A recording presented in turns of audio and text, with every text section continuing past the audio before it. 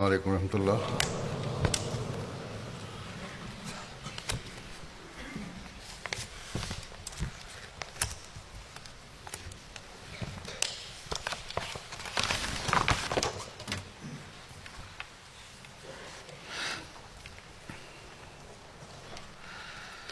أشهد أن لا إله إلا الله وحده لا شريك له وأشهد أن محمدا عبده ورسوله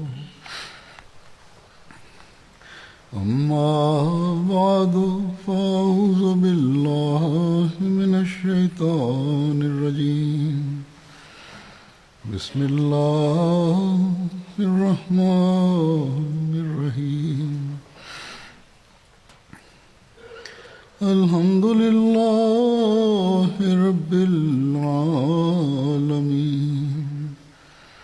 الرحمن الرحيم مالك يوم الدين إياك نعبد وإياك نستعين اهدنا الصراط المستقيم صراط الذين أنعمت عليهم غير المغضوب عليهم ولا الضالين۔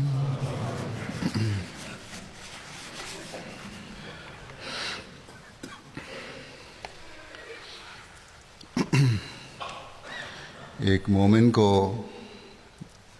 ایک ایسے شخص کو جو یہ دعویٰ کرتا ہے کہ میں خدا تعالیٰ پر ایمان رکھتا ہوں،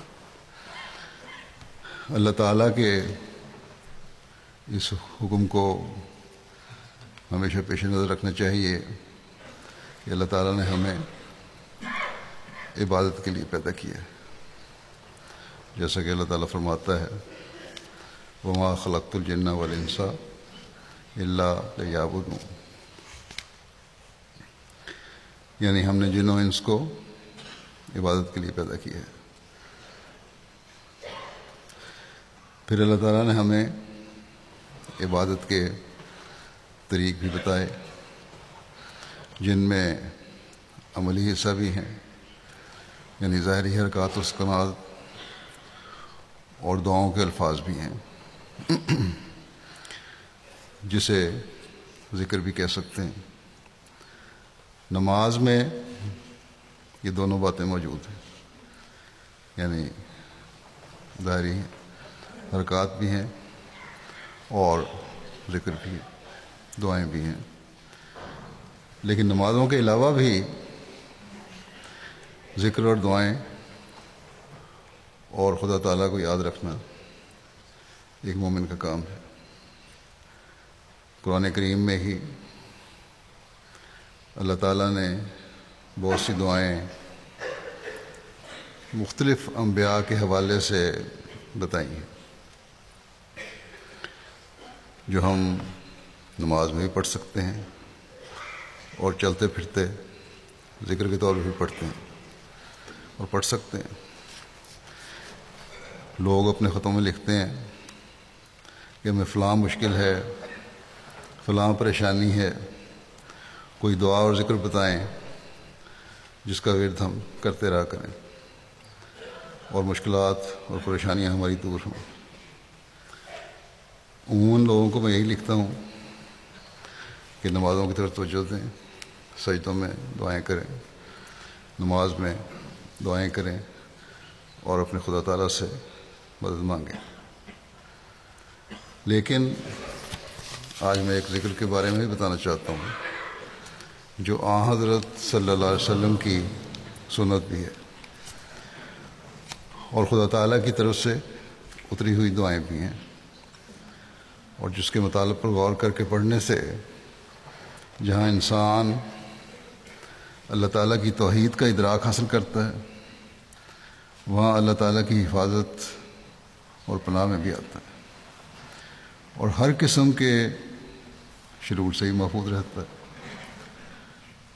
حضرت صلی اللہ علیہ وسلم نہ صرف یہ کہ خود باقاعدگی سے روزانہ رات کو سونے سے پہلے ان آیات اور دعاؤں کو پڑھا کرتے تھے، بلکہ صحابہ کو بھی پڑھنے کی تلقین فرماتے تھے، اور بہت سی جگہوں پر ان دعاؤں کی، ان آیات کی اہمیت بیان فرمائی آپ نے، اس کے فوائد بیان فرمائے۔ حضرت صلی اللہ علیہ وسلم کے اپنے ذاتی عمل کے بارے میں اس سلسلے میں روایت آتی ہے۔ روایت میں آتا ہے کہ حضرت صلی اللہ علیہ وسلم ہمیشہ سوتے وقت آیت الکرسی، سورہ اخلاص، سورہ فلق اور سورہ ناس، یعنی قرآن کریم کی یہ جو آخری 3 صورتیں ہیں اور آیت الکرسی 3 دفعہ پڑھ کر ہاتھوں پر پھونکتے، اور پھر اپنے ہاتھوں کو جسم پر اس طرح پھیرتے کہ سر سے شروع کر کے جہاں تک جسم پر ہاتھ جا سکتا جسم پر پھیرتے۔ بس جس کام کو آپ نے باقاعدہ جاری رکھا یا باقاعدگی سے کیا، یہ آپ کی سنت بنی، اور اس کام کو ہر مسلمان کو کرنا چاہیے۔ اور ہم احمدی جن کو اس زمانے میں حضرت صلی اللہ علیہ وسلم کی ہر سنت پر عمل کرنے کی طرف حضرت مسیح علیہ الصلوۃ والسلام نے مزید رہنمائی فرمائی ہے، ہمیں اس پر عمل کرنے کی خاص کوشش کرنی چاہیے، اور خاص طور پر ان حالات میں جن میں سے ہم گزر رہے ہیں، دعاؤں اور نمازوں اور اذکار کی طرف خاص طور پر نہ صرف اپنی ذاتی، روحانی اور دنیاوی ضروریات کے لیے توجہ دینی چاہیے، بلکہ جماعتی فتنوں اور فسادوں اور حاسدوں اور دشمنوں کے شر سے بچنے کے لیے بھی ایک انتہائی اہم فرض سمجھ کر توجہ دینی چاہیے۔ اس ذکر اور آیات کی اہمیت بعض اور احادیث سے بھی ملتی ہیں جو میں آپ کے سامنے رکھتا ہوں۔ جہاں تک آیت الکرسی کا تعلق ہے، اس کے بارے میں 2 جمعے پہلے میں بیان کر چکا ہوں۔ آج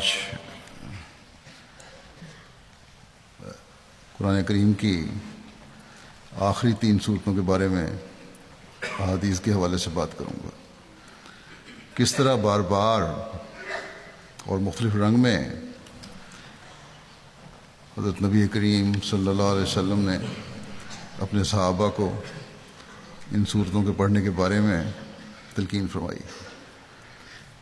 ایک روایت میں آخری تینوں کل پڑھ کر جسم پر پھونکنے کی حضرت عائشہ اس کے بارے میں اس طرح بیان فرماتی ہیں، فرمایا کہ ہر رات نبی کریم صلی اللہ علیہ وسلم جب بستر پر لیٹتے تو اپنی ہتھیلیوں کو جوڑتے اور پھر ان کو پھونکتے، اور ان میں یہ پڑھتے قل هو اللہ احد وقل اعوذ برب الفلق وقل اعوذ برب الناس۔ پھر جہاں تک ممکن ہوتا، یعنی یہ 3 صورتیں پڑھتے، دونوں ہاتھوں کو جسم پر پھیرتے۔ آپ اپنے سر اور چہرے سے دونوں ہاتھ پھیرنا شروع کرتے، اور پھر جو جسم کا حصہ آتا جہاں تک آپ کا ہاتھ جا سکتا تھا، آپ 3 بار ایسا کرتے۔ آپ صلی اللہ علیہ وسلم اس کا اہتمام اس باقاعدگی سے فرماتے تھے کہ حضرت عائشہ رضی اللہ عنہا حضرت صلی اللہ علیہ وسلم کی آخری بیماری میں خود یہ دعائیں پڑھتی اور آپ کے ہاتھوں پر پھونک کر آپ کے ہاتھ میں آپ کے ہاتھ ہی آپ کے جسم پر پھیرتی۔ چنانچہ حضرت عائشہ سے روایت ہے کہ حضرت صلی اللہ علیہ وسلم جب بیمار ہوتے تو معوذات پڑھ کر اپنے اوپر پھونکتے۔ کہتی ہیں جب آپ کی بیماری سخت ہو گئی تو میں یہ صورتیں آپ پر پڑھتی اور آپ کے ہاتھ ان کی برکت کی امید سے آپ پر پھیرتی۔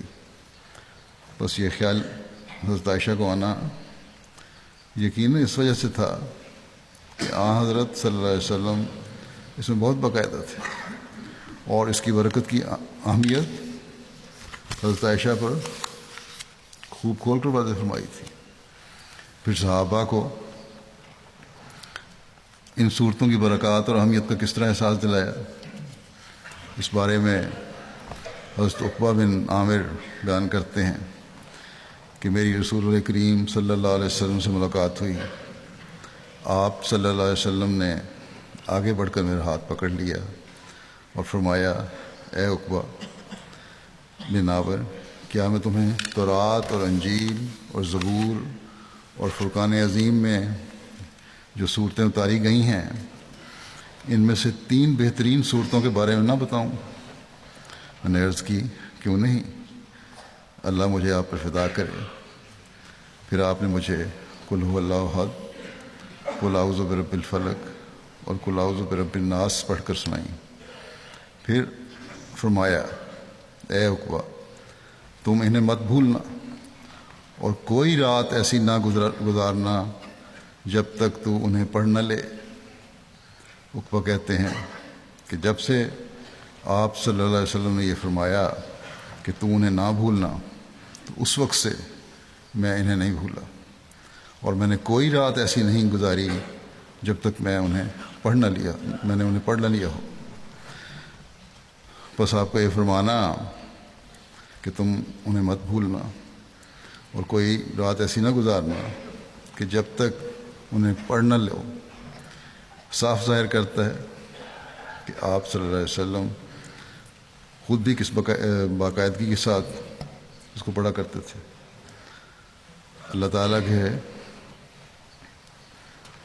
باتوں پر، احکامات پر، دعاؤں پر سب سے زیادہ عمل کرنے والے آپ صلی اللہ علیہ وسلم تھے، اور تبھی آپ دوسروں کو فرمایا کرتے تھے۔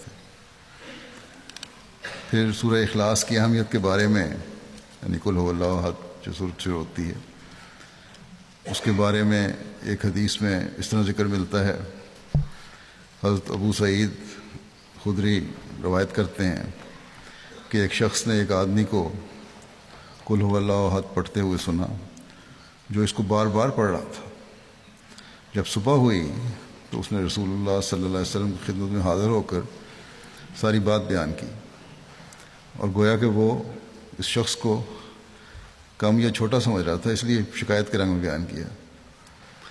اس پر رسول کریم صلی اللہ علیہ وسلم نے فرمایا، قسم ہے اس ذات کی جس کے ہاتھ میں میری جان ہے، یہ قرآن کے 3 حصے کے برابر ہے۔ حضرت ابو سعید خدری رضی اللہ تعالیٰ عنہ اس ضمن میں جگہ تفصیل یوں بیان کرتے ہیں کہ نبی کریم صلی اللہ علیہ وسلم نے اپنے اصحاب سے فرمایا، کیا تم میں سے کوئی اس بات سے عاجز ہے کہ ایک رات میں 1/3 قرآن مجید پڑھے؟ یہ اس بات صحابہ پر بڑی گراں گزری۔ انہوں نے کہا، یا رسول اللہ، ہم میں سے کون اس کی طاقت رکھتا ہے کہ 1/3 قرآن کریم رات میں پڑھ لے؟ آپ صلی اللہ علیہ وسلم نے فرمایا کہ اللہ الواحد الصمد، یعنی سورہ اخلاص 1/3 قرآن ہے۔ سورہ اخلاص کے قرآن کریم کے 3 حصے کے حوالے سے صحیح مسلم نے ایک روایت اس طرح لکھی ہے۔ حضرت ابو ہریرہ رضی اللہ عنہ روایت کرتے ہیں کہ رسول اللہ صلی اللہ علیہ وسلم نے فرمایا، تم جمع ہو جاؤ، میں تمہیں قرآن کا 3 حصہ پڑھ کر سناؤں گا۔ اکٹھا کیا، جمع کیا ساروں کو، مسجد میں آ جاؤ۔ بس لوگ اکٹھے ہو گئے۔ پھر نبی کریم صلی اللہ علیہ وسلم باہر تشریف لائے اور قل هو اللہ احد کی تلاوت فرمائی۔ پھر آپ صلی اللہ علیہ وسلم اندر تشریف لے گئے۔ صحابہ کہتے ہیں کہ ہم میں سے کسی نے کہا کہ میرا خیال ہے کہ آسمان سے کوئی خبر یعنی وحی آئی ہے جس کی وجہ سے آپ اپنے گھر میں داخل ہوئے ہیں، اندر چلے گئے ہیں۔ پھر نبی کریم صلی اللہ علیہ وسلم باہر تشریف لائے اور فرمایا میں نے تم سے کہا تھا کہ میں تم پر قرآن کا تیسرا حصہ پڑھوں گا. غور سے سنو، یہ سورہ اخلاص قرآن کے تیسرے حصے کے برابر ہے. آپ صلی اللہ علیہ وسلم نے اس کو تیسرا حصہ کیوں کہا؟ اس لیے کہ اللہ تعالیٰ نے قرآن کریم کو توحید کو ثابت کرنے اور اس کے قیام کے لیے نازل فرمایا. بس اس صورت میں بڑے واضح اور جامع انداز میں اور الفاظ میں توحید کا بیان کیا گیا. بس اس کے الفاظ پر غور کرنے اور عمل کرنے سے انسان حقیقی توحید پر عمل کر سکتا ہے اور قرآن کریم کو پھر خدائے واحد کا کلام سمجھ کر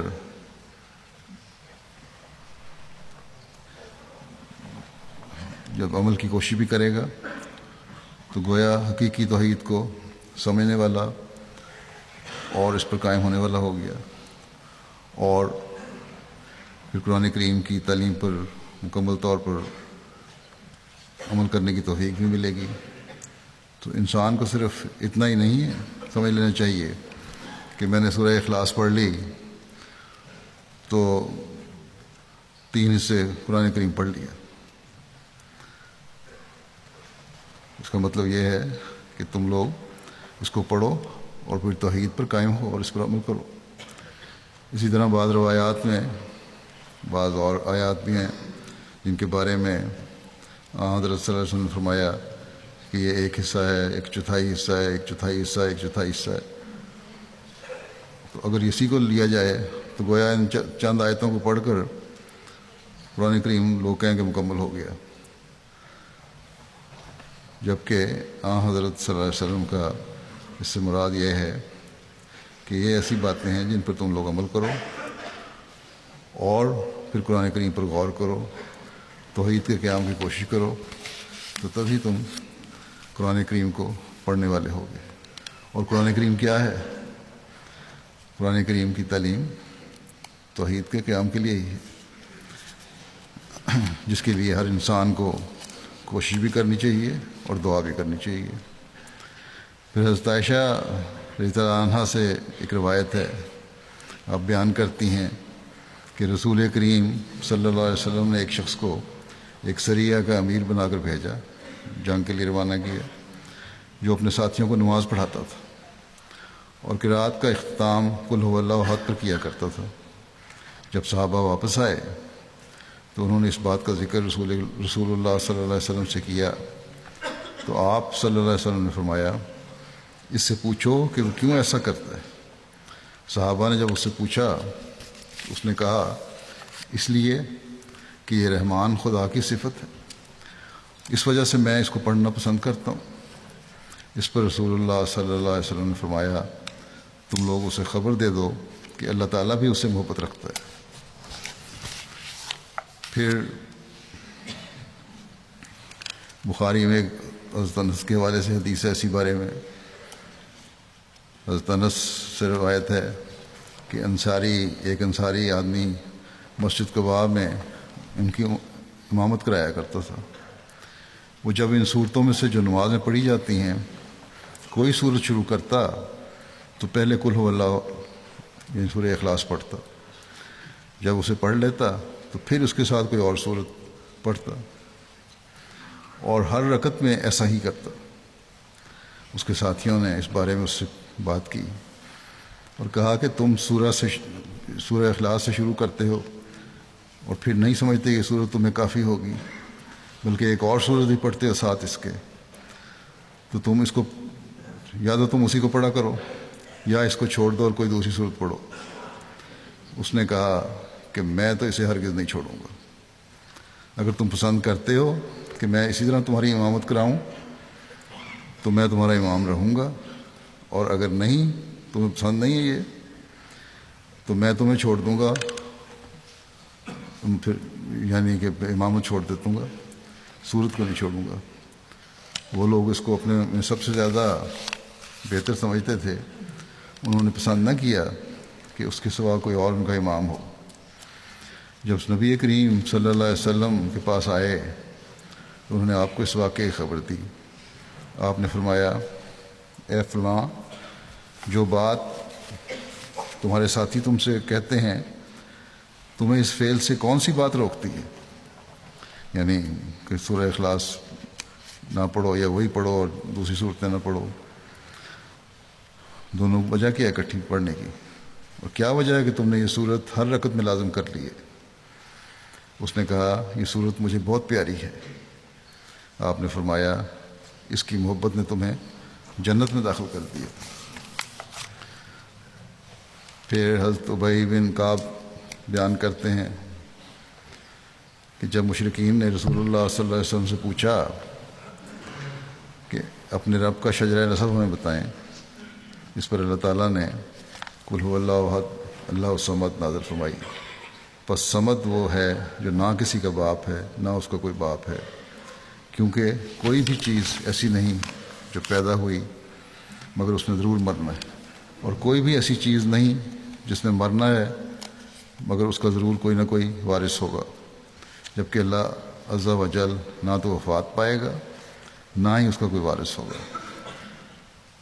وَلَمْ يَكُنْ لَهُ كُفُوًا أَحَدٌ، کہا کہ اس کے مشابہ کوئی اور نہیں، اور نہ ہی کوئی اس جیسا، اور نہ ہی اس کی مانند کوئی اور چیز ہے۔ پھر ایک جگہ حضرت ہریرہ سے یوں روایت ملتی ہے بارے میں، اب بیان کرتے ہیں کہ رسول اللہ صلی اللہ علیہ وسلم نے فرمایا کہ لوگ آپس میں ایک دوسرے سے سوال کرتے ہیں، یہاں تک کہ یہ کہتے ہیں کہ اس کو اللہ تعالیٰ نے پیدا کیا، یعنی کسی بھی چیز کو اللہ تعالیٰ نے پیدا کیا تو اللہ تعالیٰ کو کس نے پیدا کیا؟ یہاں وسلم کے زمانے میں بھی سوال ہوتے تھے، آج بھی بڑے سوال اٹھائے جاتے ہیں۔ آپ نے فرمایا، پس جب تم ایسے لوگوں کو دیکھو تو قل هو اللہ احد کہو، یہاں تک کہ تم یہ صورت ختم کر لو، یعنی سورہ اخلاص پوری پڑھو، اس کے معنی پہ غور کرو، تو تمہیں پتہ لگ جائے گا کہ اللہ تعالیٰ کو پیدا کرنے والی کوئی چیز نہیں، وہ ازل سے ہے اور اب تک رہے گا، ہمیشہ سے ہے اور ہمیشہ رہے گا۔ فرمایا کہ پھر اس کو چاہیے کہ وہ شیطان سے پناہ طلب کرے تو وہ اس کو کوئی نقصان نہیں پہنچا سکے گا۔ حضرت ابو ہریرہ بیان کرتے ہیں کہ میں رسول اللہ صلی اللہ علیہ وسلم کے ساتھ آیا، آپ صلی اللہ علیہ وسلم نے ایک آدمی کو قل هو اللہ احد اللہ الصمد پڑھتے ہوئے سنا، تو رسول اللہ صلی اللہ علیہ وسلم نے فرمایا، واجب ہو گئی۔ میں نے پوچھا، کیا چیز واجب ہو گئی؟ آپ نے فرمایا، جنت واجب ہو گئی اس پر، جس اخلاص سے ہی پڑھ رہا ہے۔ پھر حضرت سہیل بن سعد سے روایت ہے کہ ایک آدمی نبی کریم صلی اللہ علیہ وسلم کے پاس آیا اور اپنی غربت کی شکایت کی۔ آپ صلی اللہ علیہ وسلم نے فرمایا، جب تو اپنے گھر میں داخل ہو تو اگر کوئی گھر میں ہو تو السلام علیکم کہا کرو، اور اگر کوئی نہ ہو تو اپنے اوپر ہی سلامتی بھیجا کرو، پھر بھی السلام علیکم کہہ دیا کرو، السلام تمہیں مل جائے گا۔ اور ایک دفعہ قل هو اللہ احد پڑھا کرو۔ تو اس آدمی نے ایسا ہی کیا، یہاں تک کہ اللہ تعالیٰ نے اس کو اتنا رزق عطا کیا کہ اس کے ہمسائے بھی اسے فیض یاب ہونے لگے، یعنی اللہ تعالیٰ نے اسے اتنا اس برکت سے رزق عطا فرمایا کہ وہ ایک وقت ایسا تھا کہ خود اس کو ہاتھ تانگ تھا، فاقے ہوتے تھے۔ اب اتنی کشائش پیدا ہوئی کہ وہ اپنے ہمسایوں کی مدد کیا کرتا تھا۔ بس جب انسان توحید کا سبق سیکھ لے اور اس پر عمل کرے اور تمام قدرتوں اور طاقتوں کا مالک خدا تعالیٰ کو سمجھے تو اللہ تعالیٰ پھر بے انتہا نوازتا ہے۔ اللہ تعالیٰ فرماتا ہے کہ وہ اور جگہوں پر بھی کہ وہ متقی کو ایسی ایسی جگہوں سے رزق دیتا ہے کہ جہاں سے وہ سوچ بھی نہیں سکتے۔ حضرت انس بن مالک سے مروی ہے کہ ایک شخص رسول اللہ صلی اللہ علیہ وسلم کے پاس آیا اور کہا کہ مجھے یہ صورت قل هو اللہ احد پسند ہے، تو آپ صلی اللہ علیہ وسلم نے فرمایا کہ تیرا اس صورت سے پیار تجھے جنت میں داخل کر دے گا۔ پھر حضرت جابر سے روایت ہے کہ رسول اللہ صلی اللہ علیہ وسلم نے فرمایا کہ جس نے ہر روز 50 مرتبہ قل هو اللہ احد پڑھی اسے قیامت کے دن اس کی قبر سے پکارا جائے گا کہ کھڑا ہو جا اور جنت میں داخل ہو جا۔ ابن دیلمی سے روایت ہے جو کہ نجاشی کی بہن کے بیٹے تھے اور وہ رسول اللہ صلی اللہ علیہ وسلم کی خدمت بھی کرتے رہے تھے کہ رسول اللہ صلی اللہ علیہ وسلم نے فرمایا کہ جس نے نماز میں یا اس کے علاوہ 100 مرتبہ قل هو اللہ احد پڑھا اللہ تعالیٰ نے اس کے لیے آگ سے نجات فرض کر دی۔ بس یہ اہمیت ہے سورہ اخلاص کی، اور جب ہم رات کو یہ پڑھیں تو اللہ تعالیٰ کی وحدانیت کو سامنے رکھتے ہوئے یہ ہمیں پڑھنی چاہیے۔ جب ہم کہیں کہ خدا تعالیٰ احد ہے تو ساتھ ہی اس کے صمد ہونے کا مقام بھی اور مرتبہ بھی ہمارے سامنے آنا چاہیے۔ صمد وہ چیز ہے جو کسی کی محتاج نہیں ہے اور کبھی ختم ہونے والی نہیں ہے، کبھی ہلاک ہونے والی نہیں ہے۔ حضرت مسیح علیہ الصلوۃ والسلام نے اس بات کو اس طرح بیان فرمایا ہے کہ صمد کے معنی میں ہیں کہ وجود اس کے تمام چیزیں ممکن وجود اور خالق ذات ہیں، یعنی جو پیدا ہو سکتی ہیں اور ہوتی ہیں اور ختم ہونے والی ہیں، انہیں فنا ہے۔ لیکن اللہ تعالیٰ کی ذات ایسی ہے جو صمد ہے۔ لوگ سمجھتے ہیں کہ اللہ صمد کا مطلب بے نیاز ہے۔ بے نیازی اس کی یہ ہے کہ اس کو نہ وہ ہلاک ہونے والا ہے، ختم ہونے والا ہے، اور نہ اس جیسی کوئی چیز پیدا ہو سکتی ہے۔ بس یہ ہمارا خدا ہے جو ہمیشہ سے ہے اور ہمیشہ رہے گا۔ اور آپ فرماتے ہیں کہ خدا اپنی ذات اور صفات اور جلال میں ایک ہے، کوئی اس کا شریک نہیں، سب اس کے حاجت مند ہیں۔ ذرہ ذرہ اس سے زندگی پاتا ہے، وہ کل چیزوں کے لیے مبدأ فیض ہے، یعنی دنیا کا فائدہ پہنچانے والی اور فیض دینے والی اسی کی ذات ہے۔ اسی سے ہر چیز فیض کے چشمے پھوٹتے ہیں، اور آپ کسی سے فیض یاب نہیں ہوتا، یعنی اس کو کوئی فیض پہنچانے والا نہیں، وہی ہے جو دنیا کو فیض پہنچا رہا ہے۔ وہ نہ کسی کا بیٹا ہے، نہ کسی کا باپ ہے، اور کیوں کر ہو کہ اس کا کوئی ہم ذات نہیں۔ قرآن نے بار بار خدا کا کمال پیش کر کے اور اس کی عظمت دکھلا کے لوگوں کو توجہ دلائی ہے کہ دیکھو ایسا خدا دلوں کو مرغوب ہے، نہ کہ مردہ اور کمزور اور کم رحم اور کم قدرت۔ سورہ اخلاص، سورہ فلق اور سورہ ناس کے نازل ہونے کے بارے میں حضرت عقبہ بن عامر سے روایت ہے، وہ کہتے ہیں کہ حضرت صلی اللہ علیہ وسلم نے فرمایا کہ آج رات ایسی آیات اتری ہیں کہ ان جیسی پہلے کبھی نہیں دیکھی گئیں، اور وہ یہ ہیں، یعنی قل هو اللہ احد اور قل اعوذ برب الفلق اور قل اعوذ برب الناس۔ پھر حدیث میں تینوں کل پڑھنے کی اہمیت کے بارے میں روایت آتی ہے۔ حضرت عقبہ بن عامر جوہنی بیان کرتے ہیں کہ ایک دفعہ میں ایک جنگی سفر میں آپ صلی اللہ علیہ وسلم کی سواری کی مہار پکڑ کر آگے آگے چل رہا تھا کہ آپ نے فرمایا اے عقبہ پڑھ۔ میں نے آپ کی طرف کان لگایا تاکہ آپ جو فرمائیں وہ میں سن کر پڑھ لوں۔ پھر کچھ دیر کے بعد فرمایا اے عقبہ پڑھ۔ میں پھر متوجہ ہوا کہ کیا فرماتے ہیں، اب کیا پڑھوں میں؟ آپ نے تیسری مرتبہ پھر یہی فرمایا، تو میں نے عرض کیا کیا پڑھوں؟ آپ نے فرمایا سورہ قل هو اللہ احد۔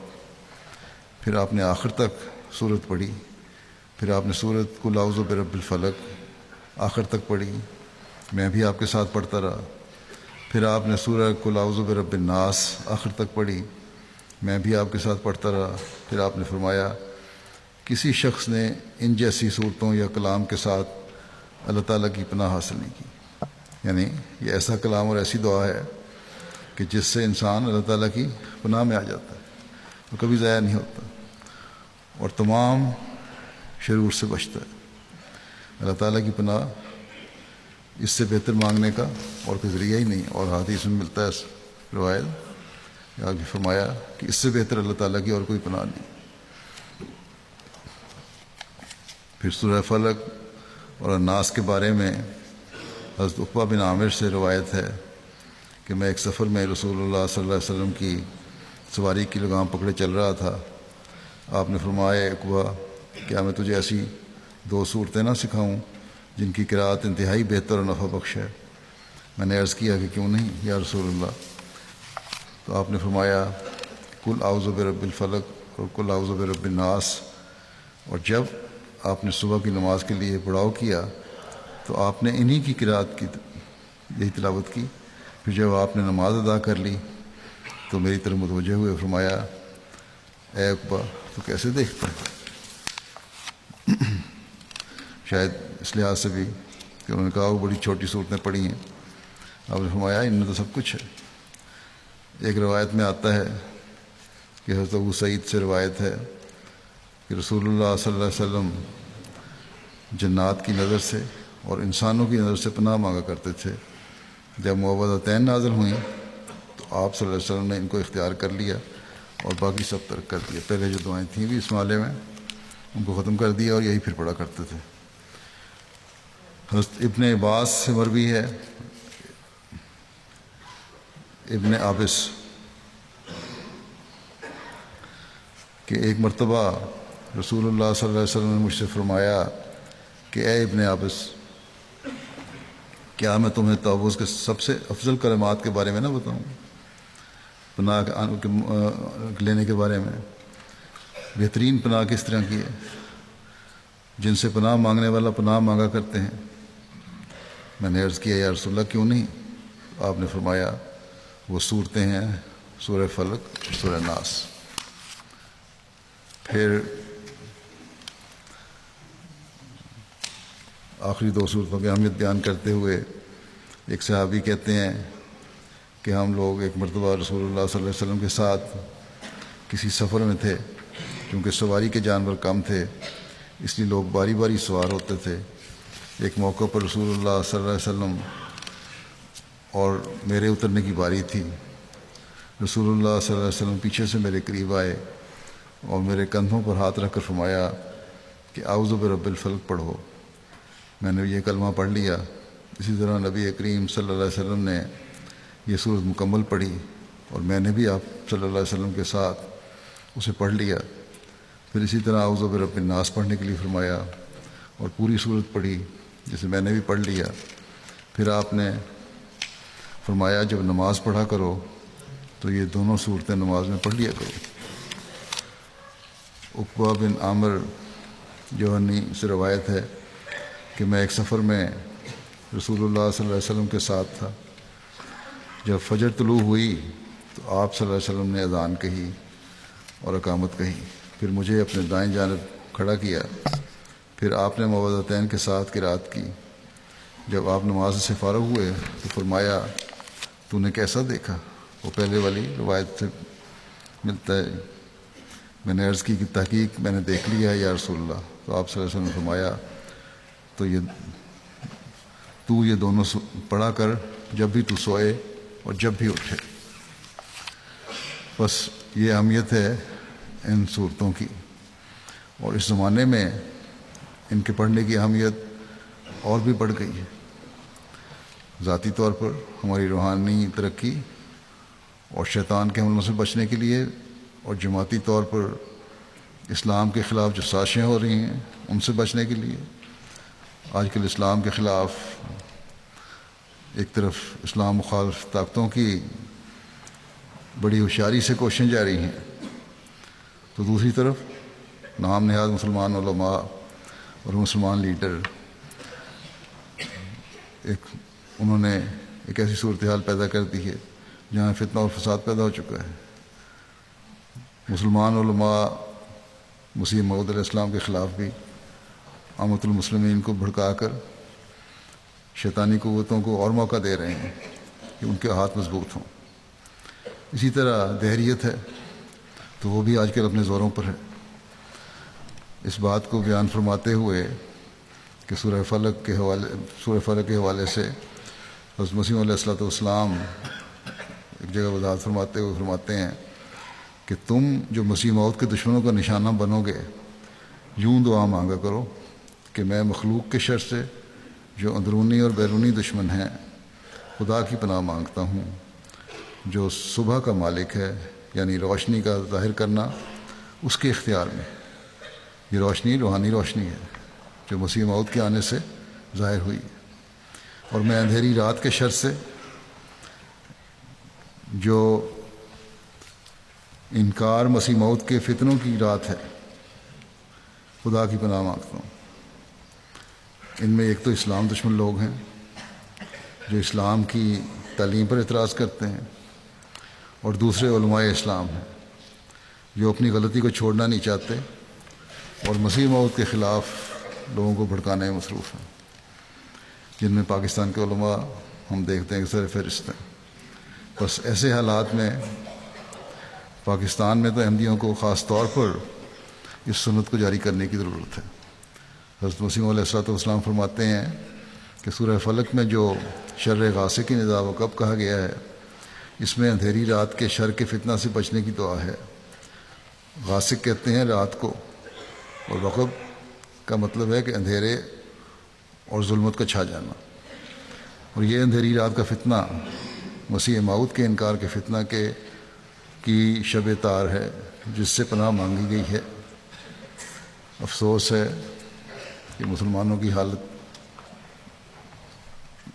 پر کہ اللہ تعالیٰ نے انہیں ایک دعا سکھائی، اور روشنی کے بعد اندھیرے اور ظلمات کے فتنے سے بچنے کے لیے حضرت صلی اللہ علیہ وسلم نے فرمایا کہ ان دعاؤں کو بلا ناغہ روزانہ پڑھا کرو تاکہ توحید پر بھی قائم رہو اور اندھیروں اور ظلمات کے فتنوں سے بھی بچو۔ لیکن مسلمانوں نے اس کی پرواہ نہیں کی۔ مسلمان تو ان فتنوں میں ڈوب رہے ہیں اکثر، اور اسی وجہ سے آج دنیا میں غیر مسلموں کو مسلمانوں پر اعتراض کرنے کا موقع مل رہا ہے۔ بہرحال مسلمانوں کی یہ حالت ہمیں تو جو دلاتی ہے کہ ان صورتوں پر غور کر کے پڑھیں تاکہ ان اندھیروں سے ہم بچ سکیں۔ شر النفاسات فی العقد بھی اللہ تعالیٰ کی پناہ میں، جو شر ہیں نفاسات کے جو گرے ہیں ان میں سے بھی اللہ تعالیٰ کی پناہ میں ہم رہیں، یعنی ان لوگوں سے جو اسلام اور احمدیت کے خلاف بڑے طریقے سے لوگوں کے دلوں میں بغض و کینہ پیدا کر رہے ہیں، اور اس میں جیسا کہ میں نے کہا غیر مسلم اور نام نہاد علماء دونوں شامل ہیں۔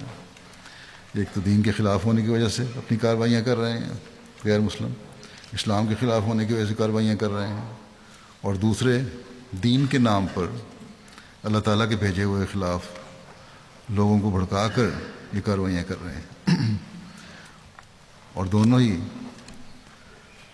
اس زمرے میں شامل ہیں جن کے بارے میں فرمایا گیا ومن شر النفاسات فی العقد۔ پھر سورہ ناس میں اللہ تعالیٰ کی ربوبیت اور مالکیت اور حقیقی معبود ہونے کا بیان ہے۔ یہ بیان کر کے اس کی پناہ میں آنے اور شیطان کے وسوسوں سے بچنے کی دعا کی۔ آج کل دہریت اور دنیا کا بھی بڑا زور ہے، اور دنیا داری نے اپنے پنجے اس قدر معاشرے میں عمومی طور پر گاڑ دیے ہیں کہ بعض نوجوان اس سے متاثر ہو جاتے ہیں۔ بس یہ دعائیں جب ہم اپنے پر پھونکیں تو ساتھ ہی اپنے بچوں پر بھی پھونکیں تاکہ ہر قسم کے شرور سے ہماری نسلیں بھی محفوظ رہیں اور دین پر قائم رہنے والی اور خدا تعالیٰ کی وحدانیت کو سمجھنے والی ہوں۔ اللہ تعالیٰ کرے کہ ہم میں سے ہر ایک ان صورتوں کے مضمون کو سمجھتے ہوئے حضرت صلی اللہ علیہ وسلم کی سنت پر عمل کرنے والا ہو، خدا تعالیٰ کی وحدانیت کا مضمون ہم پر واضح ہو، اس کے علاوہ کسی اور کے آگے نہ ہم جھکنے والے ہوں، اسی کو سب طاقتوں کا سرچشمہ سمجھیں، نہ صرف دل میں بلکہ اپنے ہر عمل سے اسے ثابت کریں کہ اللہ تعالیٰ ہی سب طاقتوں کا سرچشمہ ہے، ہر روشنی کا منبع ہے اور ہر فیض کا دینے والا ہے۔ مخلوق کے شر سے بچنے کے لیے اللہ تعالیٰ کے آگے جھکیں بجائے اس کے کہ مخلوق سے امید رکھیں۔ حضرت مسیح موعود علیہ السلام کو مان کر جس روشنی کو ہم نے حاصل کر لیا ہے، جو حضرت صلی اللہ علیہ وسلم کے حقیقی نور کا پرتاؤ ہے، اللہ تعالیٰ سے دعا کریں کہ اللہ تعالیٰ ہمیں اس پر ہمیشہ قائم رکھے اور کبھی ہم اندھیروں اور ظلمات میں بھٹکنے والے نہ ہوں، اور اللہ تعالیٰ کے انعاموں میں سے جو خلافت کا انعام ملا ہے ہمیں، اس سے ہم ہمیشہ وابستہ رہیں۔ ہر نقصان پہنچانے والے کے شر سے اللہ تعالیٰ ہمیں اپنی پناہ میں رکھے، چاہے وہ دینی شر ہے یا دنیاوی شر ہے۔ ہر حاسد کی حسد سے اور اس کے نقصانات سے اللہ تعالیٰ ہمیں محفوظ رکھے۔ ہمیشہ خدا تعالیٰ کو ہی ہم اپنا رب اور اپنا پالنے والا سمجھ کر اس کی پناہ میں رہیں۔ سب بادشاہوں سے افضل خدا تعالیٰ کو سمجھیں اور اس کی مالکیت پر کامل یقین رکھنے والے ہوں۔ اس معبود حقیقی کی عبادت کے بھی حق ادا کرتے ہوئے ہر دم اس کی پناہ میں آنے کی کوشش کریں۔ وسوسے پیدا کرنے والوں کے شر سے بچیں، اللہ تعالیٰ کی پناہ میں آئیں اس سے۔ اپنے دلوں کو بھی ہر وسوسے سے پاک رکھنے کی کوشش کریں اور اس کے لیے اللہ تعالیٰ کی پناہ طلب کرتے رہیں۔ اللہ تعالیٰ ہمیں اس کی توفیق عطا فرمائے اور باقاعدگی سے سونے سے پہلے ان دعاؤں کو حضرت صلی اللہ علیہ وسلم کے حکم کے مطابق یہ آیات پڑھ کر اپنے پر پھونکنے والے ہم ہوں۔ اس پر اللہ تعالیٰ اس کی توفیق دے۔